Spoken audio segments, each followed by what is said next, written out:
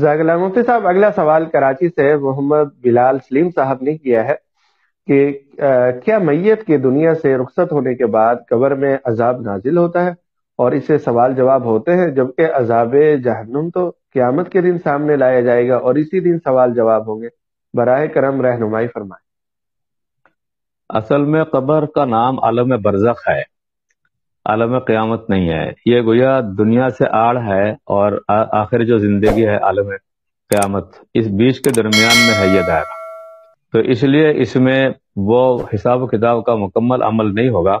حساب و کتاب کے لیے یوم الحساب قیامت کے دن ہے، لیکن یہ جس طرح ہم کسی جگہ حوالات میں کسی کو مجرموں کو ٹھہراتے ہیں یا مہمان خانے میں معزز لوگوں کو ٹھہراتے ہیں،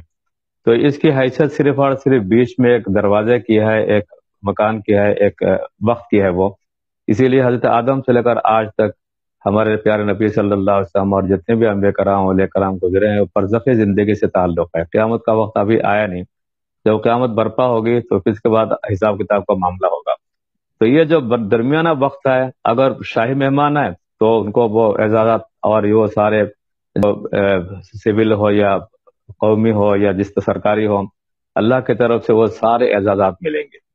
اور اگر وہ سمجھ لے کہ دیندار نہیں ہے، نیک نہیں ہے، کافر مشرک ہے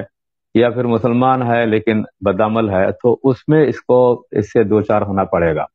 کہ یہ اگرچہ بہشت کے سارے ثمرات نہیں ملیں گے یا جہنم کے سارے جو چنگاریاں اور جو عذاب وغیرہ اس سے واسطہ نہیں پڑے گا، لیکن یہ وقت اس طرح گزرے گا، نیک انسان ہے تو اثرات ملیں گے نیکیوں کے، اور اگر برا انسان ہے، اللہ تعالی ہم سب کو محفوظ رکھے، اس قبر کی تیاری کی توفیق عطا فرمائے، تو پھر وہ حالات ہوں گے کہ کبھی کھانا ملتا ہے، کبھی کیا، کبھی نہیں کیا، اور اس کے ساتھ کوئی اچھا سلوک نہیں ہوگا، اس لیے کہ وہ اللہ کا خاص پیارا بندہ نہیں بن سکا۔ اس نے اپنی زندگی میں اللہ کو راضی کرنے کے لیے کوششیں نہیں کی، نبی کریم صلی اللہ علیہ وسلم کی سنتوں پر عمل پیرا نہیں ہوا،